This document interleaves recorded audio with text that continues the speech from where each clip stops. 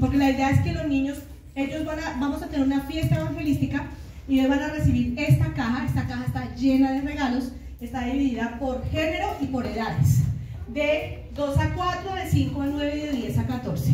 Así que vamos a invitar a niños de 2 a 14 años.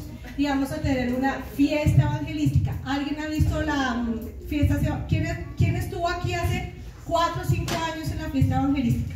Levante la mano. Alejandra, Tatiana, Elizabeth, levante la mano, bien alto. Ok. Ustedes solamente han estado en la fiesta evangelística. De esa fiesta evangelística hay una familia, que es la familia de Mike. Ellos llegaron a la fiesta evangelística. Nosotros como iglesia vamos a hacer una fiesta evangelística. Usted estaría muy emocionada con ella. Claro, ¿Okay? ¿Quiénes van a participar? Levanten todas las manos. ¿Quiénes van a participar? Todos van a participar. Tú como escuela bíblica y además como miembro de la iglesia. ¿Qué mejor oportunidad que tenemos que presentar el plan de salvación a un niño con esto? ¿Qué viene detrás de un niño? La familia. La familia completa, ¿verdad? Detrás de eso viene la familia completa. Rápidamente, ¿qué vamos a necesitar? ¿A quién invitaremos? A niños del sector. Si son niños de afuera, debes comprometerte a traer 12 veces al niño. Entonces, si traes a tu sobrino, a tu vecinito, al primito, ¿cuántas veces más tiene que venir a la iglesia? 12 veces. Al final hay una fiesta de graduación, que también es una fiesta evangelística. ¿Qué vamos a necesitar? Los volantes, que ya el diseño se va a hacer los volantes. El pastor nos irá a decir cuándo salimos a volantear y cómo lo vamos a hacer. ¿Qué fecha es? Es el último fin de semana de marzo. ¿Qué es lo que vamos a hacer? Vamos a estar en el parque haciendo literalmente una fiesta para niños. Todos tenemos que involucrarnos. Vamos a estar disfrazados, va a haber una obra de teatro. La obra de teatro va a ser la de los superhéroes. Es una obra de teatro muy evangelística, exclusivamente para los niños. Entonces, ¿cuándo va a ser? El último fin de semana de este mes. ¿Qué obstáculos tenemos para eso? El clima. El clima, por eso estamos tras una carpa. Supuestamente hoy vamos a abrir la carpa, no sé si lo haremos mañana después del mediodía. Hay una carpa que nos van a prestar el hermano Jorge, tenemos que ir a ver. ¿Qué vamos a necesitar? Vamos a necesitar un grupo de oración. ¿Qué vamos a hacer? Les voy a decir qué vamos a necesitar, porque usted se va a ir ubicando a dónde va a ir a participar. ¿Me van a entender? ¿Quiénes vamos a participar? Todos. ¿Qué vamos a hacer? Va a haber un grupo de oración. Ese grupo de oración va a estar desde hoy en oración hasta la fecha. Y el día del evento va a estar aquí orando por lo que va a pasar afuera. Amén. Usted sabe que el poder del cristiano está en la oración. Vamos a necesitar presentadores, vamos a necesitar asistentes de maestros, vamos a necesitar voluntarios, vamos a necesitar equipo de logística. Toda la iglesia está involucrada. A comparación de la última vez que hicimos, esta vez tiene que haber un espacio y una palabra especial para los padres, ¿sí? Que obviamente pues va a cargo del pastor. ¿Qué vamos a necesitar? Sonido, carpa, brigadistas, primeros auxilios, el permiso para el parque, señalización, refrigerios, hojas de seguimiento, maestros, volantes, decoración, muchas cosas que nosotros les vamos a ir diciendo junto con la líder del ministerio, que es Alejandra, y los vamos a ir ubicando ustedes en dónde van a ir participando. ¿Amén? ¿Quieren hacerlo? Claro. ¿Amén? ¿Quieren hacerlo? Amén. Toda la iglesia tiene que estar involucrada. Usted dice, mire pastora, a mí déjeme, ahora no, que todos se van a quedar aquí orando de rodillas, porque se tienen que quedar orando de rodillas. Tiene que haber equipo de los refrigerios, tiene que haber profesores, asistentes, todo eso los vamos a ir ubicando a cada uno lo que tiene que hacer. Amén. La obra de teatro, creo que ya los personajes están. Señora, eso miramos ahorita con el grupo de teatro cuando vamos a ensayar. Y pues yo quiero que, aunque usted no sea del grupo de oración, usted tiene que orar por este evento, porque es una forma como nos da el Señor para poder evangelizar, ¿cierto? Usted se imagina cuánto una caja de estas y nos la dan totalmente gratis. Así que tenemos que sacarle el mejor provecho a cada una de estas oportunidades evangelísticas. Entonces no son cajas de regalos, no son oportunidades de evangelizar. Se le da a un niño una vez en la vida. ¿Qué recibimos una vez en la vida? La salvación. Entonces este va a ser un prototipo de Jesús, porque Él va a recibir y en su regalo lo vamos a destapar. Todo eso tiene un orden que usted lo va a ir sabiendo a medida que vayamos avanzando. Si usted quiere hacer algo específico, usted se acerca a Alejandro, se acerca a mí y me dice, pastora, yo quiero hacer esto específicamente, yo soy bueno para esto. Tenemos certificado de primeros auxilios, Lady, brigadistas, y todos se pueden ir ubicando en un espacio. Pues la idea es que todos participen y que todos puedan estar involucrados. ¿Amén? ¿Usted va a orar por eso? Amén. El de la obra de teatro, el encargado del agua, el encargado de la logística, todos vamos a estar orando porque va a ser para bien, para la iglesia y porque vamos a llevar las buenas nuevas de salvación. Amén. Así que esté orando desde ya, esté pensando a quién va a invitar, si va a invitar a alguien a hablar con esa familia, y pues lo bueno es que ellos puedan venir a la fiesta evangelística y a la fiesta de graduación. Y pues obviamente por el camino se les va invitando y muy seguramente vamos a tener una expansión en nuestra iglesia por medio de estas cajitas. Amén. Listo, pues. Para mí va bien. No, la segunda hora. Que se vayan ya. No.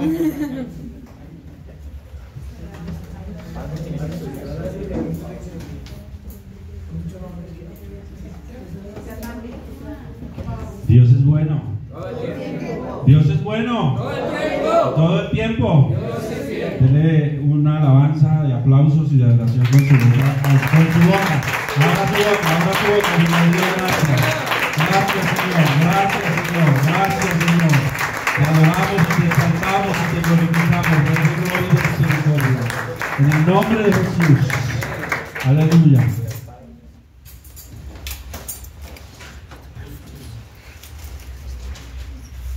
Tenemos que tener una actitud. ¿Cuál es su actitud de las cosas? Yo sé que hay algunos ahí que se orinan a piticos. Es parte de lo que somos, de lo que el Señor nos hizo. El Señor nos hizo integrales. Amén. ¿Cierto? Entonces, vamos a disfrutarlo. Amén. Si va a ser el oso, hágalo bien hecho. ¡Bravo! Si no, si lo preparó, lo que usted trajo, estamos viendo introducción al Antiguo Testamento, es conocer, para los que no han estado, es conocer el Antiguo Testamento en partes, en algunas cosas importantes. Todo es importante, pero hay cosas que son más relevantes. Como creyentes necesitamos conocer el pasado y la historia de la iglesia. Amén. Y empieza ya en Génesis. Su historia comienza en Génesis. La suya. Ahorita no diga, no, la suya, pastor. La suya comienza en Génesis. Y hay muchas cosas que Dios quiere revelarnos, quiere darnos para que nosotros tengamos herramientas. Amén. Muchos problemas, ideas que tenemos surgen porque no conocemos la verdad de las cosas. Dudamos de cosas, pero están ahí escritas y están para guiarnos, para dirigirnos. Amén. Dios preparó todo. Dice que todas las cosas fueran preparadas de antemano para los que le aman, para los que le buscan. Y el Antiguo Testamento, la historia del Antiguo Testamento es para nosotros. Bien. Entonces, diga, estoy listo. Estoy preparado. Estoy muy preparado. Podemos ir al baño. Voy a pedirles a los que pasan, a los que van a pasar, que lo hagan como tiene que ser, porque usted va a enseñar. Usted va a enseñar. Y mientras usted estaba sentado, usted va a ser respetuoso con el que va a enseñar. Amén. Amén. Usted puede reír, pero Así. con respeto. La idea es, ¿cuántos saben que lo lúdico a veces queda mejor improntado? ¿Cierto? Sí. La idea es aprender, quizá poco a poco. ¿No? La idea no es ponerlo a usted aquí y decirle se aprende todos los libros de la Biblia al derecho y al revés, así como nos entraron a nosotros las tablas de multiplicar con sangre. No, sino que lo podamos disfrutar. ¿Amén? ¿Estamos? Sí, comienza.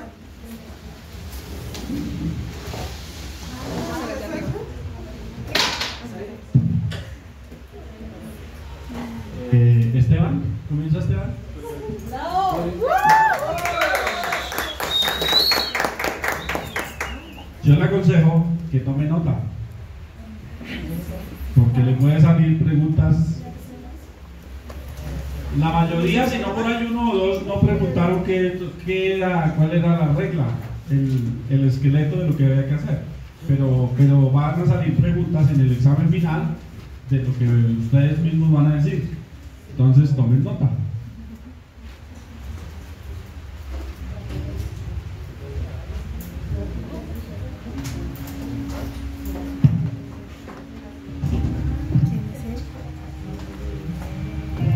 Deuteronomio, Josué. Yo soy Josué y tuve que liderar al pueblo de Israel luego de la muerte de nuestro líder, Moisés. No fue fácil tomar a una nueva generación que jamás había conocido la esclavitud y recordarles que Dios nos había dado mandamientos que seguir, recordarles que teníamos que seguir siendo fieles a Él. Pero Él estuvo con nosotros, no solo con nuestros antepasados, con la columna de fuego y la nube. Nosotros también vimos al río Jordán abrirse como el mar rojo se abrió para nuestros antepasados y pudimos pasar. Yo mismo, antes de comenzar las batallas, pude hablar con un general de los ejércitos del Dios vivo. Pude ver que Dios estaba con nosotros. Y luego empezó la primera batalla, Jericó. Dimos vueltas una y otra vez. Y después las murallas no lograron seguir de pie ante la alabanza del Dios vivo. Fue una gran victoria. Después siguió ahí. Hubo traiciones. Hubo gente que no quería seguirnos el paso. Gente que le dio la espalda a Dios. Fue difícil. Pero Dios continuó siendo fiel y nos dio otra victoria más. Luego de eso hubo una y otra conquista en nombre de Dios. En total las victorias fueron Jericó, Ai, Jerusalén, Abrón, Laquis, Aglón, Geser, Debir, Arma, Betel, Tapua, Abec, Saurón, Azor, Aksaf y Tanaac. Todas de la mano de Dios. Para aquellos que se preguntan que por qué un Dios que supuestamente era de amor nos enviaba a asesinar a miles de ejércitos una y otra vez, que lo acusan de genocida. Pero les recuerdo que aquellos pueblos, aquel país de Canaán, no había otro igual con tanto pecado. Sacrificaban niños. Dios los aborrecía. Si esta espada dio sangre, fue porque la justicia de Dios estaba en ella. Fue un momento particular en la historia. No voy a negar, hubo violencia, pero el Dios de amor siguió ahí, porque todo aquel que se rendía a los pies de nuestro Dios, se le fue perdonada la vida. Si bien en mi libro aparece que no hubo ser viviente que respirara luego de que pasáramos por ahí, pues bueno, fue una metáfora, porque nuestro Dios, el Dios valiente y de guerra, y nos dio la victoria en cada una de esas ciudades. Luego pasaron los años y me vi en la tarea de repartir a las 12 tribus de Israel, cada una un territorio. Fue la promesa que Dios nos había dado desde Abraham. Fue cumplida en ese momento. Por último, en mis últimos años de mandato, me dediqué a recordar al pueblo de que no se alejara del regazo de nuestro Dios, de que recordara el pacto, que siguiera fiel a nuestro Dios, que no volviera a ver a los dioses de Canaán y que siguieran fieles, porque de otra manera, así como nosotros fuimos a conquistar esa tierra, otros vendrían a conquistarnos. Gracias.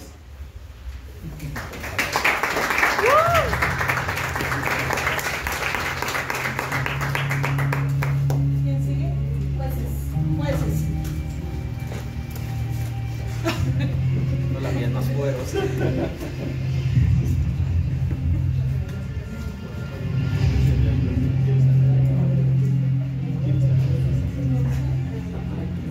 ¿Qué alma está ahí?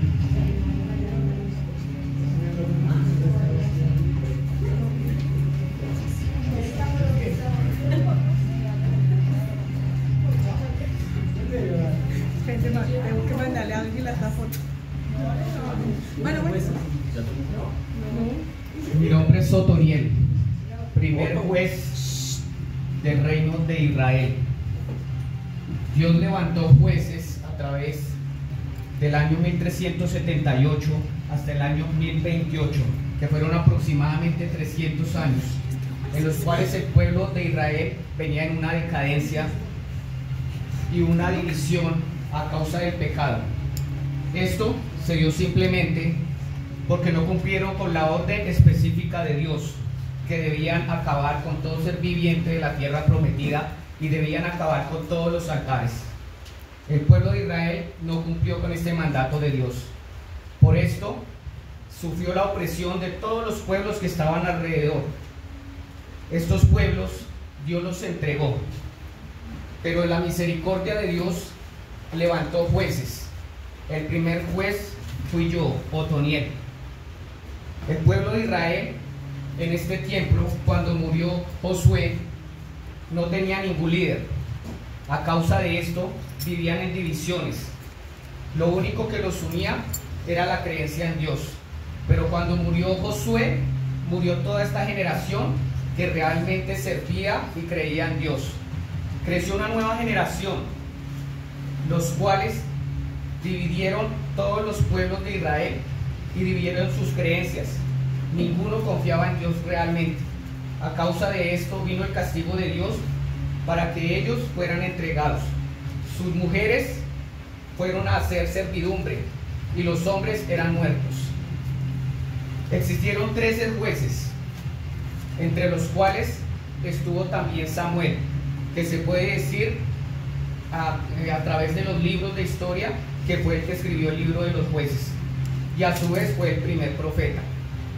El tiempo de la apostasía, que fue el tiempo de los jueces, fue porque el pueblo de Israel dejó sus creencias en Dios, y al no destruir los dioses de Canaán, comenzaron a servirle a ellos.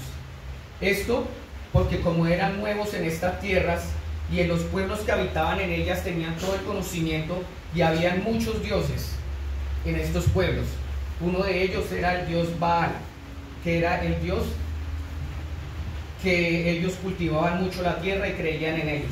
Como Israel era un pueblo que cultivaba mucho, comenzaron a introducirse en estas tierras y comenzaron a creer en estos dioses. Y Dios envió por esto que ellos estaban haciendo a los jueces.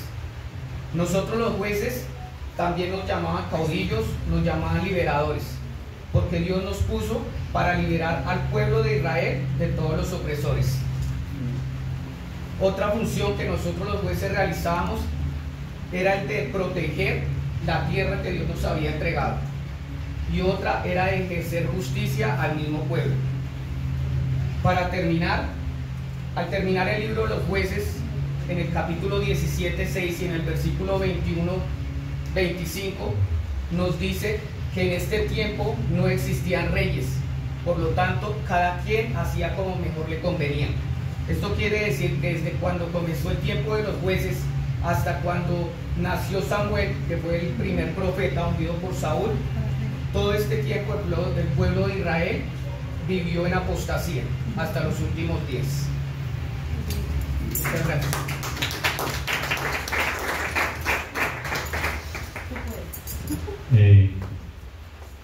Dame un segundo. Un versículo resaltado en la vida de Josué es donde Josué, después de que pasan el río, en Josué 24:15, y se encuentran con todos los dioses, el pueblo no sabe qué hacer. Pero Josué pone algo muy en claro. Y Josué dice: yo no sé ustedes, pero yo y mi casa serviremos al Señor. Un versículo clave del libro de los jueces, de Josué 24, verso 15. Y en los jueces, en el capítulo 3, el verso 9, a los jueces se les da el nombre de libertadores. Tuvo 3 funciones, espero que las haya copiado. Él las dijo muy claramente de cuáles eran las funciones de los jueces, porque seguramente le pueden ser muy importantes en el futuro. Bien.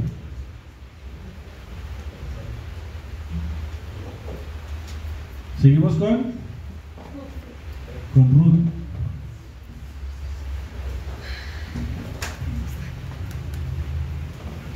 Yo soy Ruth. En los días que gobernaban los jueces, había una mujer moabita, o sea, yo, Ruth, que halló gracia. Yo me casé muy joven con Malión, hijo de Elimelech y de Noemí. Murió Elimelech y murió Gedeón y Malión, los 2 hermanos, y quedamos viudas, Orfa, Noemí y yo. Noemí nos rogó que volviéramos a nuestros pueblos, a nuestros padres, a nuestros dioses. Orfa decidió ir atrás a ellos, yo no, yo quise seguir a Noemí. Ella me rogó que volviera atrás, pero yo no quise. Yo le dije, yo iré donde tú vayas, yo viviré donde tú vivas, yo moriré donde tú mueras, y ahí me enterrarán. Tu Dios será mi Dios. Emprendimos un camino hacia Belén, porque eran tiempos de escasez, y 2 mujeres en este tiempo no podían estar solas, eran pobres, la viudez era pobreza. Decidimos ir a Belén. Un día rogué a Noemí que me permitiera ir a espigar, a recoger espigas. Ella me dio el permiso para hacerlo, porque yo quería hallar gracia en pos de los ojos de un hombre. Fui a recoger espigos. En aquella época los que recogían espigos eran los pobres. Los judíos tenían una ley que era que ellos recogían lo mejor, y lo que caía al piso era para los pobres, para los gentiles, para los que no tenían derecho a nada.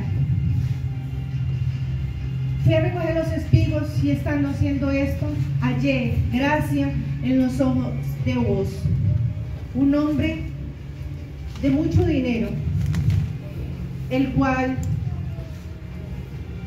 me dio lugares de privilegio, el cual me desposó y me redimió del pecado, me ha redimido del pecado. Yo, Ruth, soy de la descendencia de Jesús. Yo di a luz a Obed, Obed a Isaí, Isaí a David, de la cual es la descendencia de Jesús.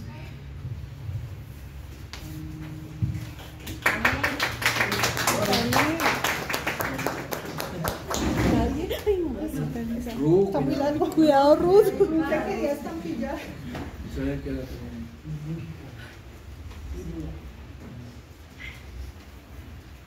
Recuerde que Ruth acompañó a Noemí por ser obediente, diligente, por no dejarla sola, por acompañarla. Y mire lo que le trajo a ella. Era la bisabuela de David, en obediencia. Muestra Ruth la lealtad, muestra el compromiso adquirido, que así hubiera muerto su esposo, ella seguía siendo fiel a sus principios. Samuel, primer y segundo libro de Samuel. ¿Quién tiene Samuel? Angélica. Reyes.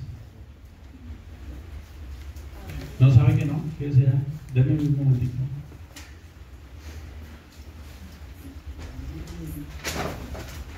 Está bien. Tengo 5 minutos para explicar el libro de Samuel. Este libro era solamente un solo libro. En los tiempos antiguos, en la Biblia hebrea o en la Biblia judía, era solamente un libro. Habla de los finales de la teocracia, de un gobierno divino, del gobierno de Dios. Relata los primeros tiempos del reino de Israel.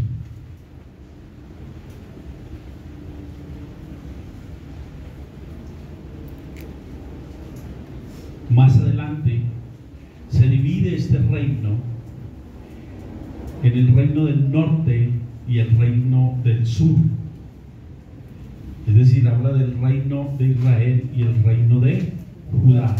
Espero que esté tomando nota.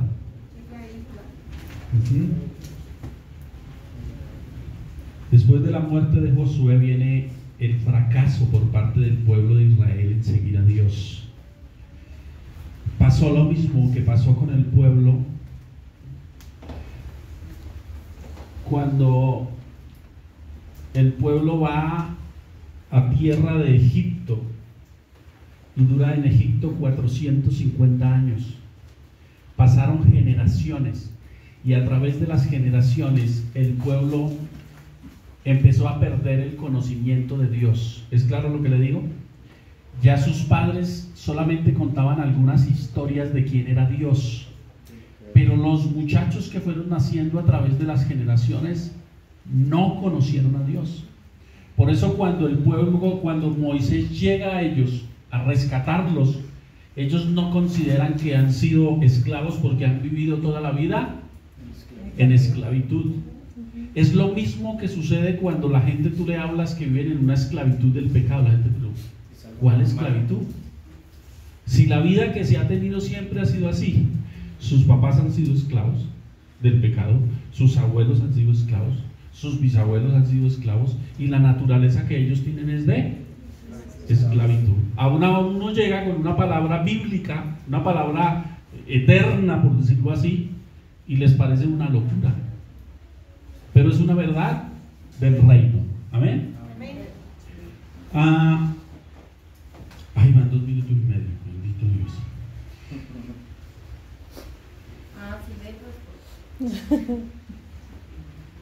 Samuel es considerado como el último de los jueces, pero Samuel también fue el primer profeta.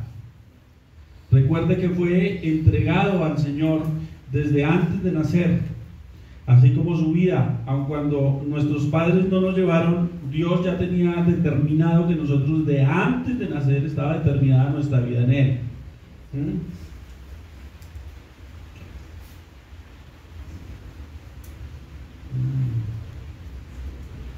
¿Quién escribe Samuel? Samuel.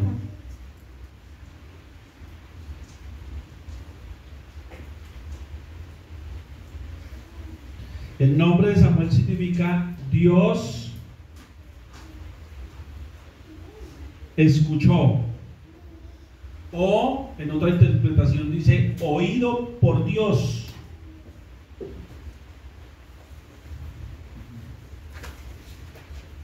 Capítulo clave, Primera de Samuel, capítulo 8, es el capítulo clave, en el primer libro de Samuel, en el capítulo 8, donde sucede que el pueblo pide un rey.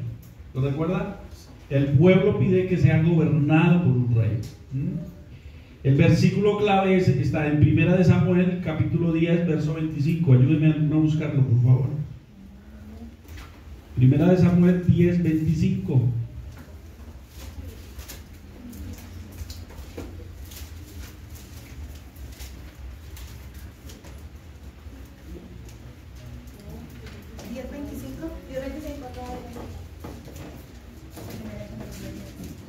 Primer libro de Samuel.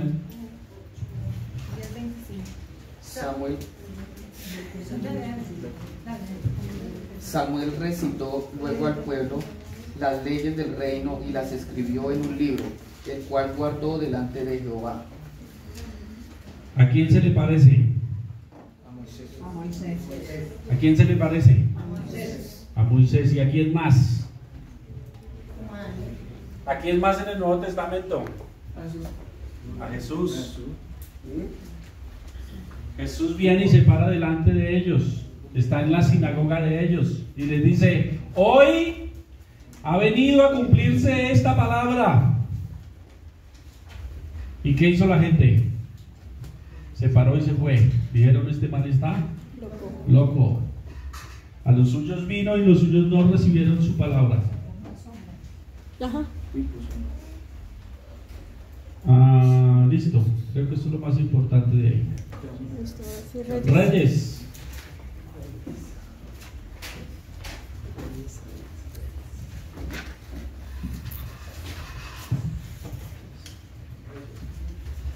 Yo soy Salomón, hijo de David. Mi padre David fue el encargado de unificar las tribus de Israel.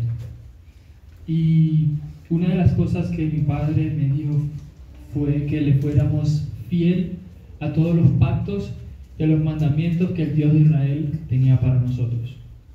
Yo construí el primer templo para adorar al Dios de Israel. Y tomé malas decisiones y me casé con muchas mujeres de otros reinos. Y debido a esto adopté costumbres y dioses ajenos. Aumenté los impuestos en el pueblo de Israel y debido a eso mi hijo Roboam tomó el mandato. Roboam era un hombre ambicioso y siguió aumentando estos impuestos. Eso hizo que el pueblo de Israel nuevamente se dividiera en dos: el reino del norte y el reino del sur. El reino del sur era la tribu de Judá y el reino del norte era la tribu de Efraín. La tribu de Efraín era liderada por Jeroboam. Jeroboam en mucho tiempo no estuvo de acuerdo con el reinado del rey Salomón, y ahora que su hijo gobernaba la tribu del sur, la tribu de Judá, tampoco, y esto hizo que se dividieran de por sí, y comenzaron ambas tribus a adoptar costumbres, dioses, a crear altares, y esto llevó más y más al pueblo de Israel a la ruina y a que lo deportaran. Luego de eso, el reino de Asiria tomó por completo la capital del reino del norte, es decir, Samaria. Y es de esta manera como el pueblo de Israel es deportado de su pueblo. En este libro de los reyes pasaron más de 20 reyes por cada tribu a gobernar, pero fue Salomón quien inició, por sus malas decisiones y por haber adorado a otros dioses, la destrucción total del pueblo de Israel. Gracias.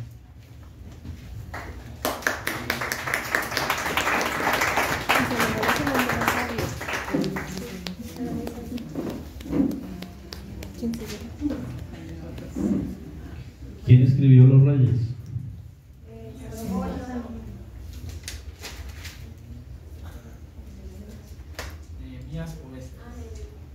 Nehemías, posiblemente Esdras o Nehemías, no es claro. No siempre el titular es el que escribe el libro.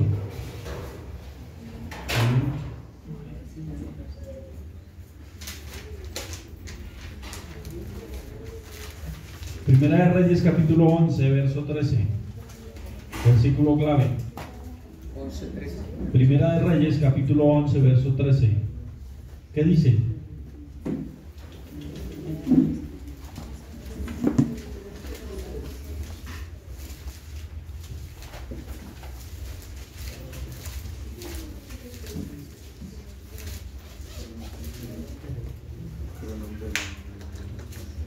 Pero no romperé todo el reino, sino que daré una tribu a tu hijo, por amor a David mi siervo, y por amor a Jerusalén, la cual yo he elegido. Amén. Ese es el versículo clave de Primera de Reyes. Y en el segundo yo. ¿Ya tenemos tiempo? ¿A qué hora es? Alcanzamos a pasar a Crónicas. Las Crónicas de Narnia. No, de la hermana. Qué felicidad. Qué felicidad tan feliz. Démosle un aplauso. Gloria a Dios.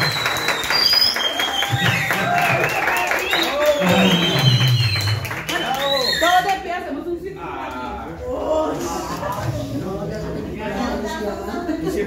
Rápido, rápido.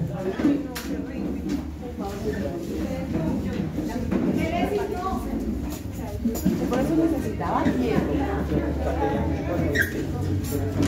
Esa cinta no cogió. Ella grabando la pared. Ay, perdón. Se lo puse.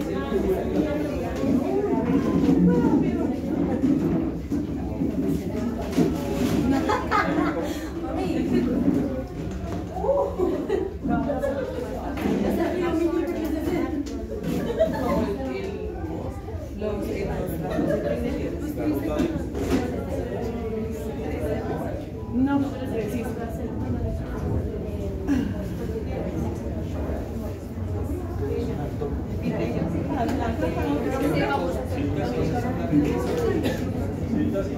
Pero se estaba poniendo cositos mientras veía, pero estaba anotando también. ¿Dónde lo va a poner? ¿Dónde va este? Este acá, los otros todos cautividad.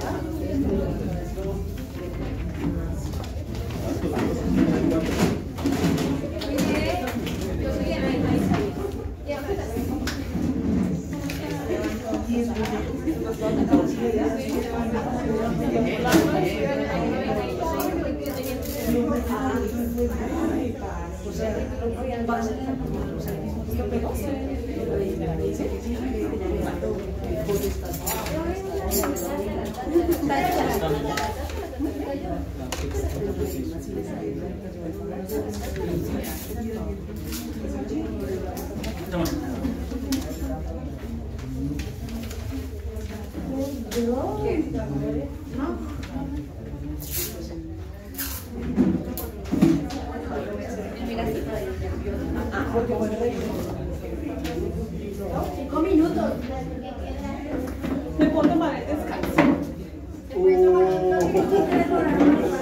Salida arreglamos.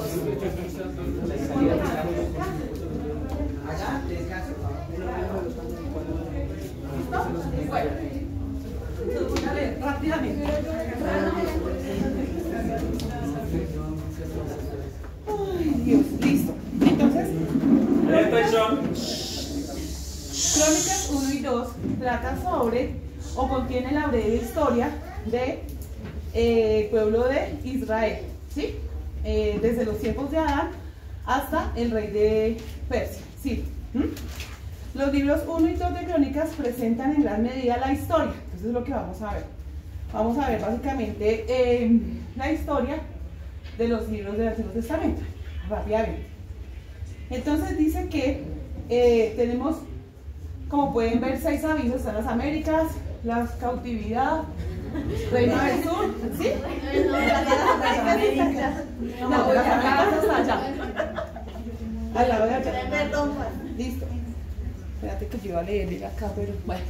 Básicamente, crónica es un relato, ¿cierto?, de un acontecimiento. Esto puede ser en orden. Bueno, en orden, ¿sí? Y nos indica claramente, básicamente podemos decir que esto inicia, como les decía, desde Génesis hasta Rey David y las 12 tribus. Ya vamos a ver cómo se desarrolla esto. Palabras más, palabras menos. Vamos a tener aquí unos avisitos donde están los libros y cada uno va a pasar por su libro. Rápido. Oh. Si todos tienen una parte de la historia. ¿Pero qué toca hacer? ¿Cómo se dividió cronológicamente? Leí, no, yo no sé leer.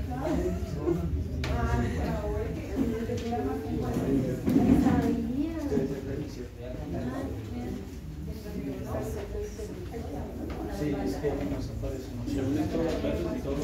Cuando yo la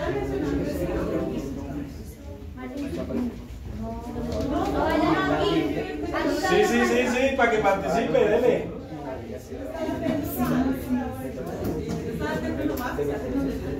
faltan ellos. Todavía son 25 libros. Sí. Faltan 3. ¿El paz? Bueno, yo también. ¿Qué toca hacer? O sea, ¿Listo? O va, yo voy leyendo y la idea es que cada quien identifica su libro y se va a hacer según el aviso. ah, ok. ¿Listo? Sí. Entonces dice aquí. Libro de Crónicas 1 y 2 presentan, como les decía, una genealogía de una historia desde Adán hasta aproximadamente el año 537 antes de Jesucristo. Estos libros básicamente lo que trataba era que dice acá, resumir, el Señor de los tiempos de Adán y la cautividad que se hace en el reino de Babilonia. ¿Listo? Creado por el rey David. Ahora bien, dice acá, sabemos que lo que son los salmos son adoraciones o alabanzas en poemas, ¿cierto? Y bueno, aquí nos sugieren unos versículos, que no sé si los leemos rápidamente o nos demoramos mucho. Ok, bueno, es que ahí parte otra cosa, pero bueno. Entonces ahora dice aquí que en el libro de Crónicas 1, ¿cierto? Al que tiene el papel de Salmos, va a pasar a ubicarse en el Reino Unido de Israel. David y Salomón. ¿Quién tiene el Salmos? Allá. Acá. Allá. Qué pena con su merced linda, quedó un poquito escondido la vista. Eso básicamente, entonces bueno, ella ya hace parte entonces el libro de Salmos hace parte del Reino Unido de Israel. ¿Listo? En Crónicas 2 encontramos una historia resumida del rey Salomón hasta el imperio persa. Para resumir Crónicas 2, este libro nos explica desde los tiempos, acontecimientos del rey Salomón hasta la época del rey Ciro de Persia, ¿sí? El cual permitió que los judíos regresaran a Jerusalén. Desde el principio relata el momento en que Jehová se le apareció a Salomón y le preguntó que cuál era el don que deseaba. Salomón en Crónicas 2, 1, 7 al 12 contesta que el don que él deseaba era la sabiduría.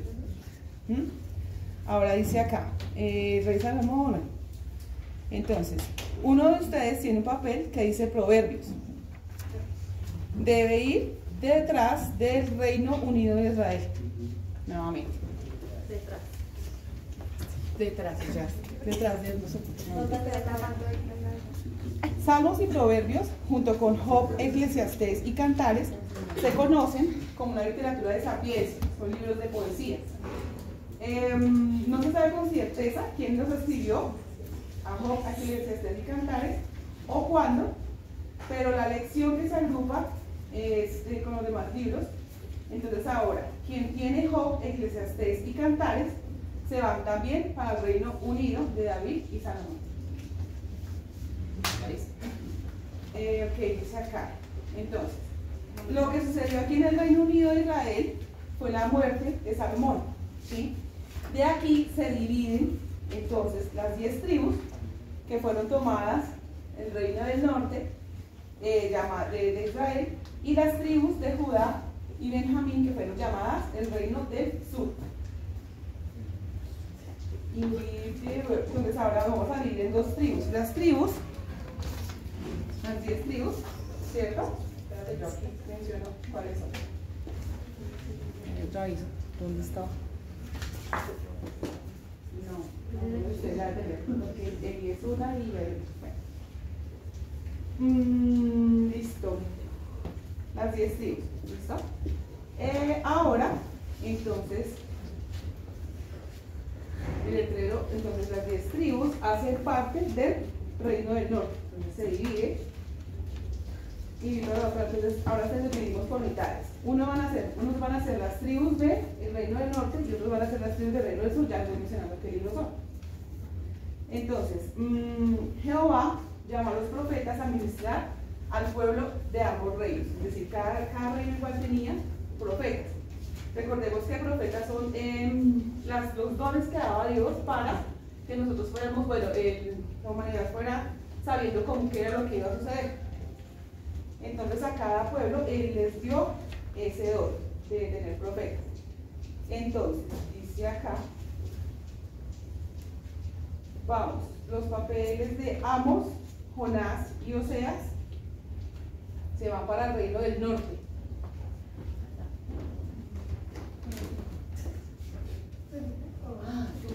Ya llevo 45 minutos, pero ¿qué hacemos? Nos toca no comer entonces. Además todos están gorditos. Todos están gorditos. Entonces, ¿qué pasó con Oseas? No lo veo. ¿Listo? Amos, Jonás y Oseas se va para el reino del norte.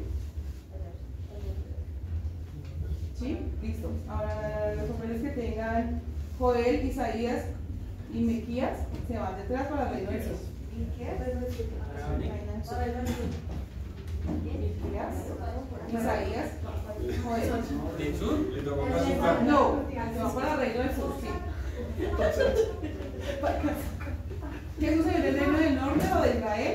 Cuando las personas se devolvieron, fueron conquistadas y llevadas cautivas. Así que lo que son el reino del norte se van para la cautividad de Asiria, porque entraron en cautiverio. Cautividad en Asiria. ¿Quiénes estaban en el reino del norte? Ahora los desactos, los cautivos y se van para la cautividad de Asiria.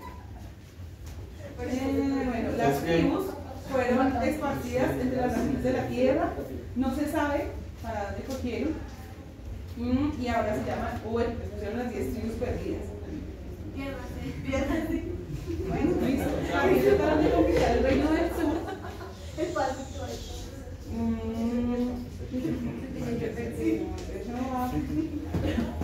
Jehová continúa ayudando al reino del sur. Y entonces dice que. Vamos a parar ahí. Y vamos a. Estoy viendo la dinámica que quiere hacer. Pero toca hacerlo con otro. Sí. Ahorita nos Vamos a parar algo ahí. La idea. Bien. Ay, pero ahí eso está bonito. Lo que pasa es que en estos libros nos muestran cómo, por la misma desobediencia del hombre, empezaron a ser movidos de un lado para otro. Esto fue lo mismo que le sucedió al pueblo de Israel en Egipto, en el desierto. Empezaron a ser movidos porque ellos querían ser guiados por hombres.